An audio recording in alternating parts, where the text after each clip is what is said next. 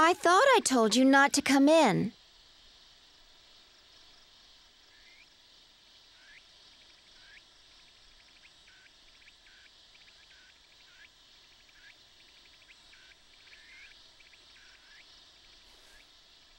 I don't get it. Does this mean you're dead? Give me a break. Why is it that you're able to see me? Well. I had no idea there was anyone left out there in the world. Persistent little guy, aren't you? Anyway, listen. My name is Sai, and you are? My name's Seto. Seto, huh?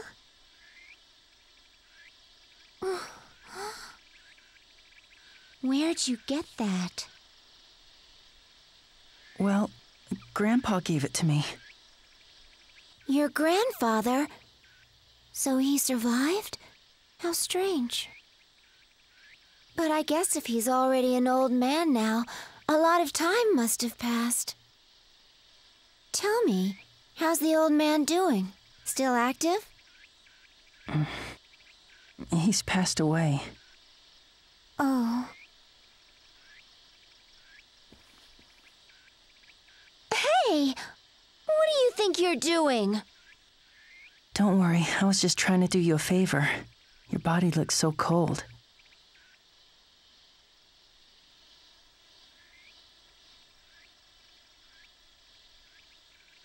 Can I ask you something? Sure, shoot. You see, I'm looking for this girl I saw with silver hair. Have you seen her? Don't ask me. You want a girl? Find it for yourself. You're a guy, aren't you?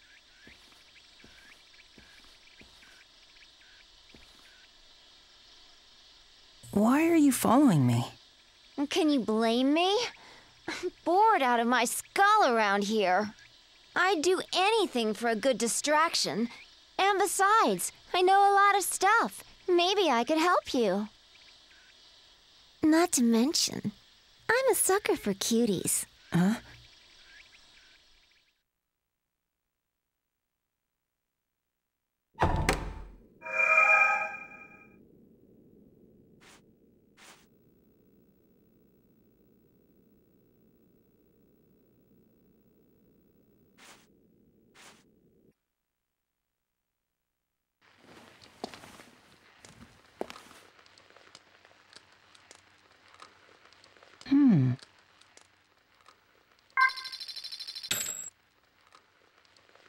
Now that I think about it, even though I wanted to change myself, somewhere inside, I was convinced these days would go on forever.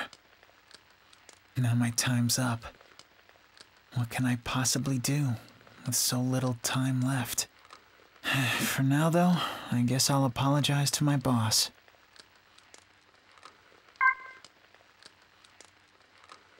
Listen, sweetheart.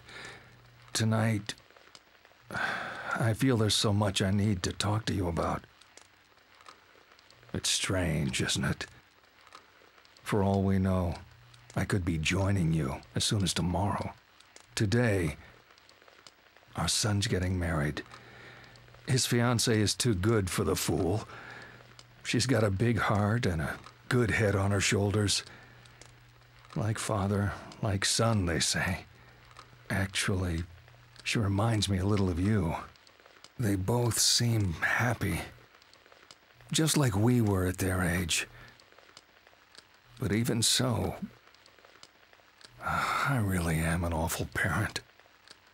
I just can't accept it. I bet you want to say I'm being silly. They're starting a whole new life, so much to look forward to, and yet, to have it be stolen away like this, there's no way I can accept it.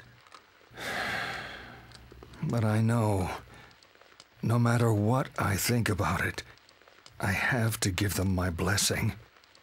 After all, I'll be the only one at the ceremony to congratulate them.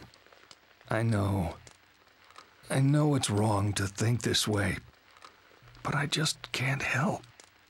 Are you listening up there? If If you were alive, do you think you'd be able to smile and wish them well with a clear conscience?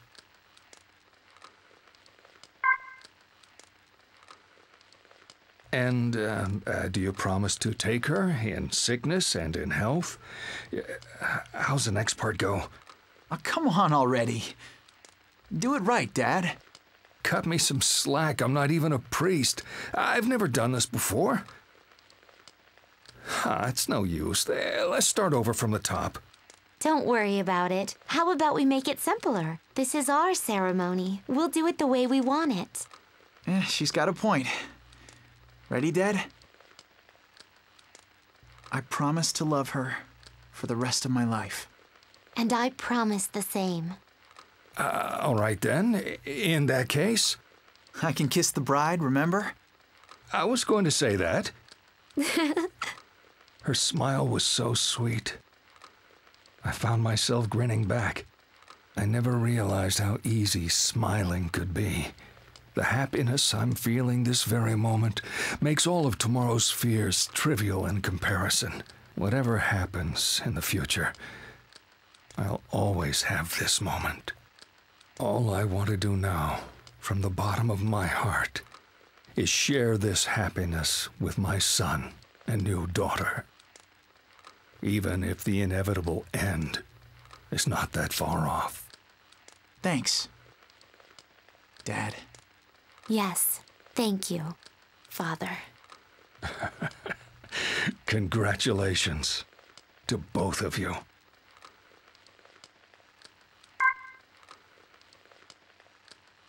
I was hit with the fever the night that Mao and I had our fight. I remember bits and pieces of the dream that flooded my mind, but in the corner of every dream was the same image. It was the drawing that I had ripped to shreds. My legs in the drawing were cut off right at the ankle. In a sense, I was dancing legless. Soon the dream became reality. Though the fever subsided, my legs remained paralyzed. I couldn't walk, let alone dance, ever again. I spent weeks mourning in my room. Mal came again and again to check on me, but I refused to see him. Eventually, he stopped coming at all. After a short time, I went back to school bound to a wheelchair. My line of sight was so low to the ground, it felt like I'd reverted back to a little kid. Everything I saw looked different from before. The school buildings were like gray giants that threatened to crush me. My friends were kind to me, but it felt like they were all looking down on me and sneering. I rarely lifted my head anymore. Even when I ran into Mao at school, I didn't make eye contact with him. My sickness robbed me of everything. My dream of becoming a ballerina, my smile that people used to say brightened the room, even Mao. Even though I was stuck in that wheelchair, I attended school like everyone else. With my unyielding nature, I strived hard in my studies, ate my meals with gusto, and led in my student council duties.